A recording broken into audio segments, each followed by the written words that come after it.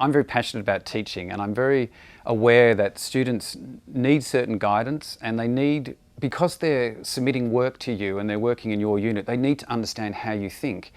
My view is it's better for me to develop teaching materials on the basics, things like how to write, how to reference. It's actually better for me to set that expectation with the students, rather than say, go to the library and look at this generic resource that the university's developed, or go and do, or assume that because you've done a first year foundation course, therefore you must already know it. I think that's a bad way to approach it.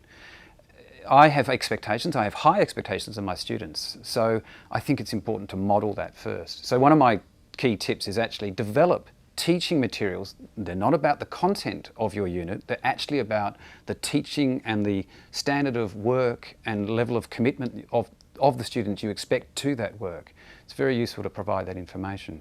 Plagiarism is an interminable issue. It never goes away, and I think teachers need to embrace it and need to engage with it. If you look at it fundamentally, plagiarism is actually a problem of engagement. A student who copies and pastes something is not investing themselves in the writing. And yet we know that good writing is about finding the voice of the author, and it's about the author embedding themselves in what they're writing. So they engage with reference sources, of course, but they put their own take on it. They put it into their context. They're answering a research problem or an essay topic, and they need to take the wisdom of others and then adapt it to their own. And that's a process of engagement. That's a process of the writer embedding themselves into their work. A lot of students don't know that. They don't realise that that is what's expected of them.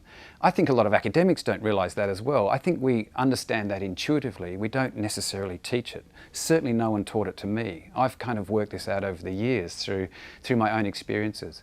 So I make it very clear to my students that the learning process is an engaged one. You must put a lot of commitment and effort into it, and it's your life. I say to my students, this is your life. You've got to work out how the world works according to you.